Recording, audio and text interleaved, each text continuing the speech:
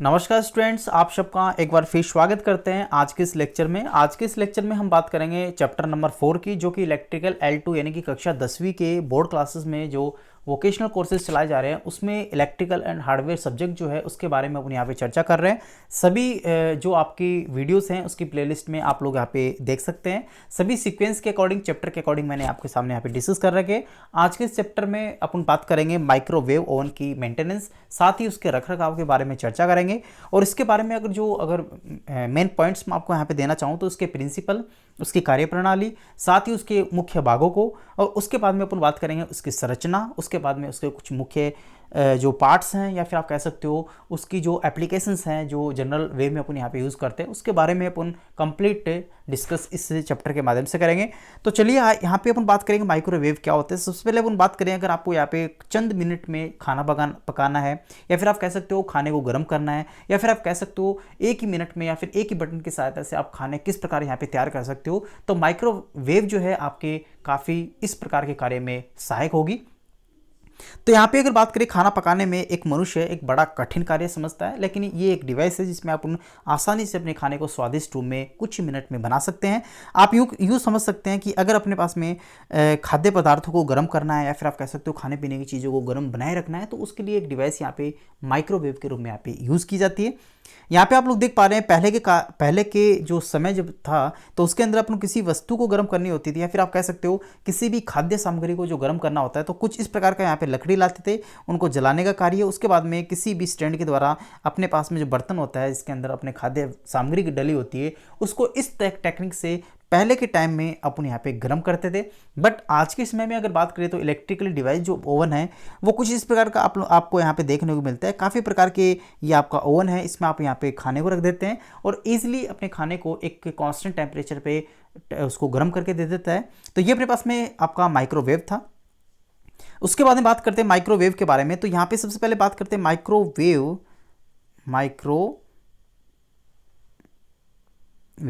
तो इसके बारे में बात करें तो इसके जनरली अगर आप यहाँ पे इलेक्ट्रिकल इसको इनपुट में देते हो तो आपके पास में जो आउटपुट आता है वो आपका हीट के रूप में होता है, और हीट ही जो आपका जो खाद्य सामग्री है उसको गर्म करने का मुख्य कार्य करता है। इसी चीज़ को आप लोग यहाँ पे काफ़ी प्रकार से मैग्नेट्रॉन के रूप में भी आप लोग कह सकते हो कि जो वेव है या फिर आप कह सकते हो माइक्रोवेव ओवन जो है इस ऊर्जा का उपयोग करता है, और यह विद्युत ऊर्जा को ऊष्मा ऊर्जा में परिवर्तित कर देता है।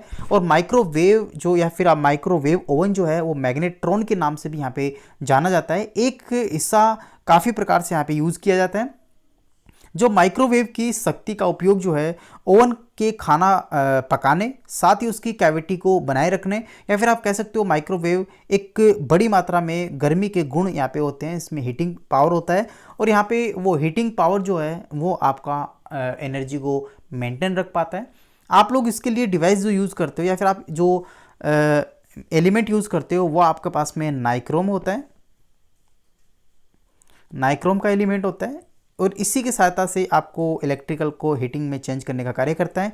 यहाँ से आप देख सकते हो ये पावर सॉकेट है, यहाँ से इलेक्ट्रिकल एनर्जी आपने इसको दी। ये माइक्रो ओवन है, और आपका माइक्रोवेव ओवन में आपने जो भी खाने पीने की वस्तु जो रखी हैं उसको यहाँ पे रख दिया, और कुछ ही समय में बटन दबाने के बाद में इसको जब बाहर निकाला तो आपके पास में थर्मल एनर्जी के रूप में इसका आउटपुट जो है आपके सामने निकल के आया है। तो आप देख सकते हो आपने इलेक्ट्रिकल एनर्जी इसको दी है और आउटपुट में थर्मल एनर्जी आपको ऑब्टेन हो रही है। तो इस प्रकार से इसका एक प्रिंसिपल जो है आपका हीटिंग एनर्जी पे डिपेंड करता है। आप लोग इसको जूल के नियम के अनुसार भी इसको रिलेवेट कर सकते हो।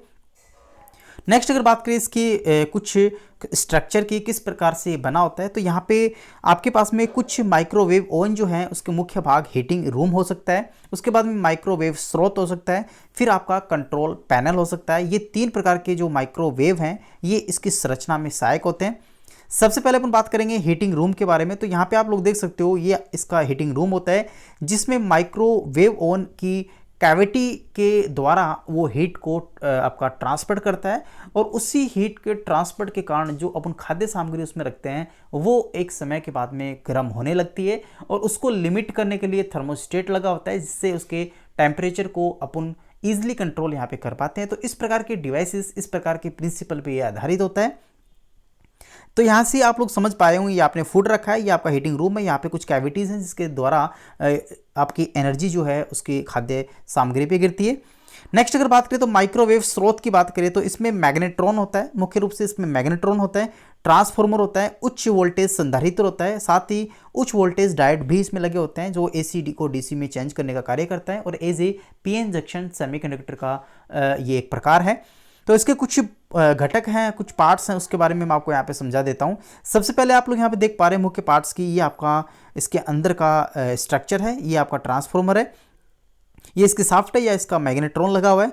नेक्स्ट अगर बात करें तो इसके बाद में नियंत्रण पैनल की बात करें तो नियंत्रण पैनल में आप लोग देख पा रहे हैं इसमें आपका एक टाइमर होगा, कितने समय में आपका खाद्य सामग्री को गर्म करना है, पावर सेलेक्टर होगा, कितना पावर उसको देना है, कितने समय में देना है। उसके बाद में विभिन्न ऑपरेटिंग बटन्स होंगे, आपका नॉर्मल हो सकता है, हाई हो सकता है, मीडियम हो सकता है, इस प्रकार के बटन्स आपको यहाँ पे होंगे इसमें। साथ ही आप लोग यहाँ पे देख सकते हो टाइमर के रूम में यहाँ पे एक बैटरी रखी हुई है, उसके बाद में नियंत्रण के लिए एक डायोड लगा हुआ है जिसके लंग्स यहाँ पे लगे हुए हैं। तो ये नेक्स्ट था आपके बाद में। इसके बाद में अपन देखते हैं माइक्रो ओवन के बाहरी भाग की अगर बात करें तो आपका इसको हाउसिंग कहते हैं। इसके बाद में ये जो आपको आपका डिस्प्ले जो शो होता है उसको आप डिस्प्ले या फिर डिजिटल डिस्प्ले कहते हैं। उसके बाद कुछ बटन लगे हुए हैं, इसको कंट्रोल पैनल के नाम से आप जानते हैं। ये आपका डोर है जिसको आप ओपन करके अपने खाद्य सामग्री को रख सकते हो। यहाँ पे एक स्ट्रक्चर बना हुआ है जिसके ऊपर आप किसी भी बर्तन में अपने सामान को, खाद्य सामग्री को रख के इसमें आसानी से रख सकते हैं ताकि हिले डुले नहीं। इसके कुछ मुख्य भाग की भी मैं आपके सामने यहाँ पे चर्चा करूंगा। तो सबसे पहले अगर बात करें तो टोटल इसमें भागों की बात करें तो इसमें आप देख पा रहे हैं 9 जो भाग हैं वो टोटल मुख्य भाग हैं। आपको इनमें से कोई 5 भागों को अच्छे से याद करना है क्योंकि एग्जाम पॉइंट ऑफ व्यू से कुछ ना 2 भाग या फिर 5 भागों के बारे में अच्छे से यहाँ पे पूछे जाते हैं क्वेश्चन। तो सबसे पहले हम बात करें पहले भाग की तो मैग्नेट्रॉन होता है, नेक्स्ट आपका थर्मोस्टेट होता है, उसके बाद में इनपुट बिजली की आपूर्ति होती है, फिर उच्च वोल्टेज ट्रांसफार्मर होता है, उच्च वोल्टेज संधारित्र होते हैं, रिले होती है, मुद्रित सर्किट बोर्ड होते हैं, फ्यूज होते हैं, कूलिंग फैंस होते हैं। ये सभी 9 प्रकार के पार्ट्स मैंने आपके सामने बताए। मैं वापस आपके सामने डिस्कस कर रहा हूँ। मैग्नेट्रॉन, थर्मोस्टेट, इनपुट बिजली की आपूर्ति, उच्च वोल्टेज ट्रांसफार्मर, उच्च वोल्टेज कैपेसिटी या फिर संधारित्र, रिले, मुद्रित सर्किट बोर्ड, फ्यूज, उसके बाद में कूलिंग फैन। ये सभी पार्ट्स आपको यहाँ पे याद होने चाहिए। यहाँ से आप लोग देख पा रहे हैं कुछ पार्ट्स की स्ट्रक्चरली फॉर्मेट में आपको समझा देता हूँ। सबसे पहले अपन बात करेंगे यहाँ से आपका पहला भाग की अपन बात करें तो यहाँ पे हाई वोल्टेज ट्रांसफार्मर लगा हुआ है जो कि अपन इनपुट में जो वोल्टेज देंगे उसके वोल्टेज के लेवल को अप करेगा। तो आप स्टेप अप इससे समझ सकते हैं। यहाँ पे कैपेसिटर है जो कि एनर्जी को स्टोर करेगा या फिर आप कह सकते हो अपनी एनर्जी को कॉन्स्टेंट वे में उसको मेंटेन रखेगा। उसके बाद में अगर बात करें तो यहाँ पे मैग्नेट्रॉन लगा हुआ है जो इसके वाइब्रेशंस को फील करेगा और उसको सेंसिटिव बना के आगे इसको ट्रांसफर कर देगा। उसके बाद में एंटीना लगा हुआ है जो आपको एक प्रकार से आप सेंसर कह सकते हो या फिर माइक्रोवेव कह सकते हो। नेक्स्ट आपका यहाँ पे देख सकते हो यहाँ पे आपका वेव स्ट्रीर लगा हुआ है, इसमें आप फैन इसको कह सकते हो। यहाँ पे वेव गाइड है, आपका कूलिंग फैन है जो कि उसको ठंडा रखने के लिए या फिर उसको मेंटेन रखने के लिए काम में आता है। यहाँ पे आपका कुकिंग कैविटी हो गया, ये आपका मेटल मेश विंडो हो गया, ये कंट्रोल पैनल हो गया। तो ये कुछ इसके मुख्य भाग है जो कि मैंने आपको, ये इंटरनल पार्ट्स हैं जो आप यहाँ पे मैंने आपके सामने यहाँ पे डिस्कस किए।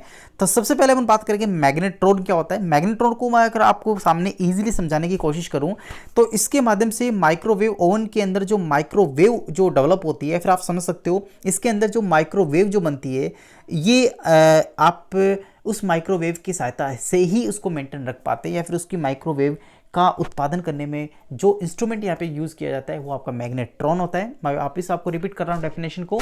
आपका जो माइक्रोवेव ओवन में माइक्रोवेव जो डेवलप करता है, एक जो पार्ट्स जो होता है उसको मैग्नेट्रॉन कहते हैं।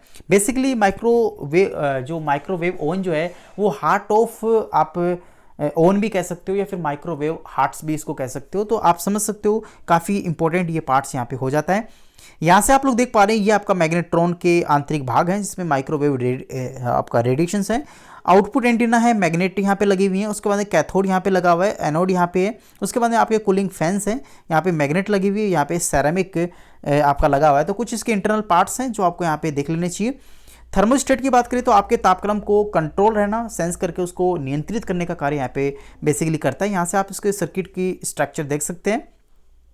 नेक्स्ट इनपुट बिजली की आपूर्ति की बात करें तो सिंपली आप लोग यहाँ पे जो इसको सॉकेट की हेल्प से आपका एक इंडिकेटर हो गया जो जलने पे फेस आपको इंडिकेट करता है, ये आपका स्विच है, ये आपका पावर सॉकेट है। बेसिकली अगर बात करें तो इसमें इनपुट आप लोग 240 वोल्ट 50 हर्ट्ज और आपका एसी जो आपके घर में डोमेस्टिकली यहाँ पे यूज़ किया जाता है इसको इनपुट में दी जाती है।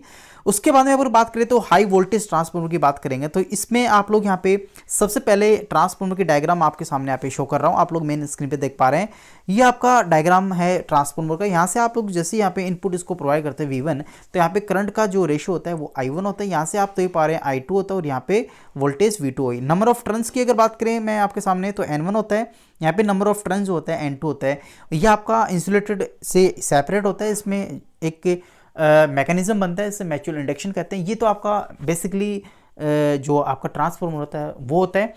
अगर इसके प्रिंसिपल की बात करें तो ये आपका इलेक्ट्रोमैग्नेटिक इफेक्ट्स पे डिपेंड करता है और या फिर इसको कह सकते हैं म्यूचुअल इंडक्शन के प्रिंसिपल पे आधारित होता है। Basically step up step down यहाँ पे उसके वोल्टेज के अकॉर्डिंग इसके दो प्रकार होते हैं। तो ये आपका जो स्टेप अप वोल्टेज है उसको यहाँ पे ट्रांसफार्मर को यूज़ करेंगे। यहाँ से देख सकते हैं मैंने आपको यहाँ पे समझा दिया ट्रांसफार्मर का बेसिकली स्ट्रक्चर क्या होता है। ये आप उसके स्ट्रक्चरल व्यूज़ आप देख सकते हो, फिजिकली व्यूज़ को।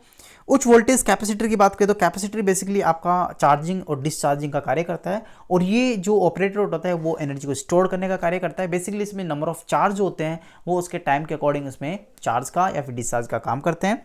यहाँ पे इसका स्ट्रक्चर आप देख सकते हो, मैंने स्क्रीन पे जिसपे मैं आपके सामने यहाँ पे हाईलाइट कर रहा हूँ। नेक्स्ट अगर बात करें तो यहाँ पे रिले की अगर बात करें तो रिले में बेसिकली आपका उच्च करंट को फ्लो होने से डिटेक्ट करता है फिर बचाता है। जैसे आपके सर्किट में अगर रिले यूज़ नहीं होगी तो उसको जो हाई करंट जाएगा तो उसको सेंस नहीं हो पाएगा तो आपका ओवन जलने के चांसेस यहाँ बन जाते हैं। तो हाई करंट के सेंस को करने के लिए जो डिवाइस यहाँ पे यूज़ की जाती है वो आपका रिले होते हैं, जिससे आपका सर्किट जो है ओवरलोड से बचा रहता है। करंट की उच्च मात्रा से सुरक्षा प्रदान करने के लिए ये डिवाइस यूज़ की जाती है। आप लोग देख सकते हो इसके प्रिंसिपल की बात करें रिले की तो बेसिकली इलेक्ट्रोमैग्नेटिक इंडक्शंस के प्रिंसिपल पे आधारित होती है। इसमें मैग्नेट्स होती हैं जिसपे मैग्नेटिक फील्ड बनता है और उसी के हेल्प से ये एक ट्रिमर का सर्किट का काम करती है। नेक्स्ट अगर बात करें तो पीसीबी आप लोग देख पा रहे हैं प्रिंटेड सर्किट बोर्ड, इसका पूरा नाम आपका प्रिंटेड सर्किट बोर्ड होता है। हिंदी में अगर बात करें तो मुद्रित सर्किट बोर्ड होता है। इस पर अनेक प्रकार के एक्टिव और आपके जो पैसिव कंपोनेंट होते हैं। अगर अब मैं आपके सामने यहाँ पे एक्टिव की बात करूँ तो हिंदी में इसको सक्रिय कहते हैं। सक्रिय में आप लोग कह सकते हो वोल्टेज सोर्स होता है, करंट सोर्स होता है, आपका डायोड होता है। ये कुछ डिवाइस हैं जो आपकी एक्टिव कंपोनेंट होती है या फिर सक्रिय कंपोनेंट होती है। नेक्स्ट अगर बात करें तो निष्क्रिय कंपोनेंट की बात करें तो आपका RLC ट्रांजिस्टर, ये कुछ पार्ट्स हैं या फिर ये कुछ डिवाइसेस हैं या फिर कंपोनेंट हैं जो निष्क्रिय होते हैं, इनको पैसिव एलिमेंट्स भी कहा जाता है। नेक्स्ट अगर बात करें फ्यूज़ की तो आप लोग यहाँ पे मेन स्क्रीन पे देख पा रहे हैं फ्यूज़ बेसिकली और लोड करंट को फ्लो होने के से बचाता है। आप लोग यहाँ पे मेन स्क्रीन पे देख पा रहे हैं ये फ्यूज़ आपका एक और क्रैकिंग प्रोटेक्शन के लिए यहाँ पे यूज़ किया जाता है। कूलिंग फैन की अगर बात करें तो ये आपके जो आपका माइक्रो ओवन है उसको हीटिंग को कूलिंग को मेंटेन रखने का कार्य करता है। बेसिकली यूनिट में उत्पादित गर्मी को फैलाने या फिर एक्सपैंड करने का कार्य करता है। यहाँ पे कुछ आपको होमवर्क यहाँ पे दिया गया है, आप लोग उसको भी ड्रॉ कर लीजिएगा। तो ये मैंने आपके सामने जो कुछ इंपॉर्टेंट पॉइंट्स फैक्ट रखे हैं मैं आपको बता देता हूँ। उन क्षेत्रों की सूची बनाई जहाँ पे माइक्रोवेव का उपयोग किया जाता है। बेसिकली रेस्टोरेंट हो गया, आपके हाउस किचन हो गया, या फिर आप कह सकते हो एक मॉल हो गया जो रेस्टोरेंट से रिलेटेड है, फूड इंडस्ट्री हो गया। माइक्रोवेव की जो फ्रिक्वेंसी होती है वो बेसिकली आपका 50 हर्ट्ज होती है। नेक्स्ट अगर बात करें तो इंटरनेट पर खोजिए क्या कारण है कि माइक्रोवेव भोजन को गर्म करने का कार्य में सक्षम होता है। क्योंकि इसमें माइक्रोवेव्स होती है, आपका मैग्नेट्रोन लगा होता है जो कि इसको रेडिएशन से इसको गर्म करता है। तो ये आप देख सकते हैं माइक्रोवेव के काम के सिद्धांत की अगर बात करें तो सबसे पहले आप लोग यहाँ पे जो मैग्नेट्रॉन है या फिर आप कह सकते हो सबसे पहले अपन बात करेंगे इस पावर सप्लाई की। आप लोग इनपुट में पावर सप्लाई इसको इन करेंगे। यहाँ से आप लोग देख सकते हैं या पावर सप्लाई आपने इनपुट में लगाई, कंट्रोल रूम में दिया और कंट्रोल रूम ने आपके मैग्नेट्रॉन को यहाँ पे दिया, या फिर आप कह सकते हो उसकी रेक्टिफिकेशन सर्किट को दिया जिससे मैग्नेट्रॉन को यहाँ पे इनपुट दिया। इसके आउटपुट को आपने वेव गाइड पे लगाया और उसके बाद हीटिंग रूम पे आपने लगा दिया। तो यानी कि आपका जो हीटिंग रूम है जिसमें आपका खाद्य सामग्री रखी हुई है उसको यहाँ पे गर्म करने का काम करती है। तो ये कुछ इसके बेसिक प्रिंसिपल हैं, आप लोग यहाँ पे देख सकते हो। हालांकि इसके प्रिंसिपल को अच्छे से मैंने आपको समझा दिया है। माइक्रोवेव का कार्य करने का तरीका जो है बेसिकली यहाँ पे मैंने आपको समझा दिया। सबसे पहले आप यहाँ पे पावर सप्लाई देंगे। पावर सप्लाई आपके 240 से या 230 से वोल्ट AC 50 हर्ट्ज होना चाहिए।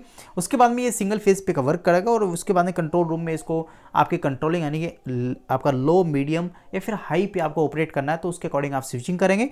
उसके बाद में आपका मैग्नेट्रॉन ये डिसाइड करेगा कि कितना उसको आपका हीटिंग उसको प्रोवाइड करवाना है। आपका वेव गाइड्स के मतलब ये होता है कि आपको गाइड करेगा कितना आपका टेम्परेचर पे ये वर्क करेगा।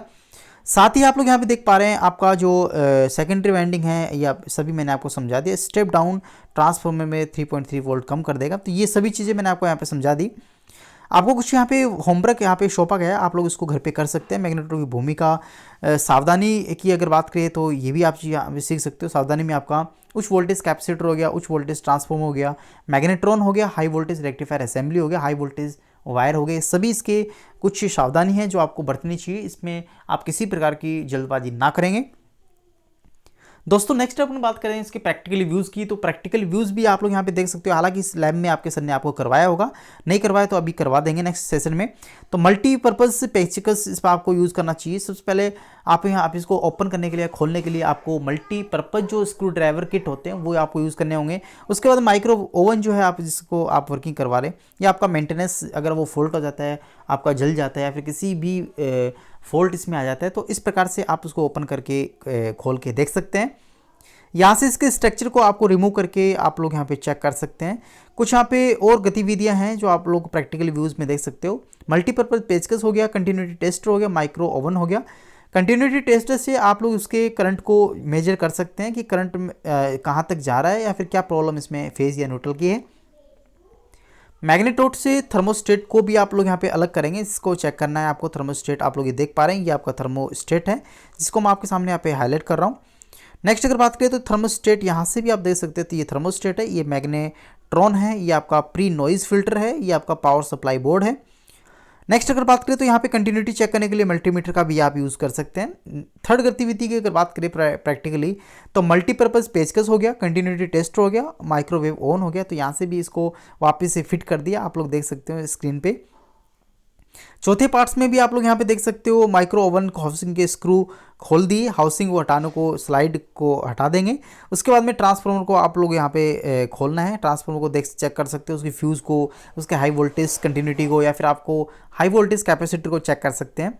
साथ ही आप लोग यहाँ पे कुछ इसके प्रैक्टिकल व्यूज़ हैं जो कि मैं आपको यहाँ पे हाईलाइट कर रहा हूँ। ये सभी फ्यूज़ जो हैं आपको प्रैक्टिकल लैब्स में आपको सर ने आपको बता दिए होंगे। आई होप इस चीज़ का डिस्कस अपन यहाँ पे डिटेल से नहीं करेंगे, क्योंकि यहाँ पे अपने थ्योरी क्लासेस हैं, तो थ्योरी के अकॉर्डिंग अपन थ्योरी पे ही ज़्यादा फोकस करेंगे। प्रैक्टिकल में आप लोग यहाँ पे प्रैक्टिकल लैब्स में आप ये चीज़ें कर सकते हैं। अगर फिर भी आपको कन्फ्यूजन है तो आप लोग मुझे कमेंट बॉक्स में कमेंट कर सकते हो। मैं उनके प्रैक्टिकल वीडियोस भी आप लोगों को यहाँ पे अपलोड कर दूंगा, जिस प्रकार से मैंने इससे पीछे वाला वीडियो डाला था, किस प्रकार से आरओ के फिल्टर को आप चेंज कर सकते हो, किस प्रकार से उसकी मेंटेनेंस कर सकते हो। सभी के वीडियोस भी मैं आपको यहाँ पे अपलोड करने की कोशिश करूँगा और आप लोग यहाँ पे कमेंट बॉक्स में मुझे कह सकते हैं कौन सा आपको करवाना है। नेक्स्ट अगर बात करें तो इसके क्वेश्चंस आंसर की अपन यहाँ पे बात करेंगे। तो क्वेश्चन आंसर आप लोग यहाँ पे देख पा रहे हैं, ये कुछ इसके एक्टिविटीज़ हैं जो आपको प्रैक्टिकल लैब्स में ही आपको करनी है। उसके बाद में यहाँ पे आप लोगों के पास में एमसीक्यूज़ हैं। ये एमसीक्यूज़ अपने नेक्स्ट लेक्चर में करेंगे, यानी कि अगले लेक्चर में करेंगे। इस लेक्चर में अपन ने इसकी थ्योरी को अच्छी से डिटेल से पढ़ लिया कि माइक्रोवेव किस प्रिंसिपल में वर्क करता है, क्या इसकी वर्किंग होती है, क्या इसके प्रिंसिपल्स होते हैं, या फिर क्या इसकी बेसिक एप्लीकेशन होती है, पार्ट्स क्या होते हैं, कितने भाग में बटा होता है, किस प्रकार से इसके मेंटेनेंस रखरखाव आप लोग कर सकते हैं। सभी का डिटेल अपन इस वीडियोस के माध्यम से कर दिया। आशा करता हूँ वीडियो आपको काफ़ी अच्छा लगा होगा। तो प्लीज़ अपने फ्रेंड्स में इसको ज़्यादा से ज़्यादा शेयर कीजिए, लाइक भी कीजिए और बेल आइकन्स को भी प्रेस कीजिएगा। थैंक यू, धन्यवाद।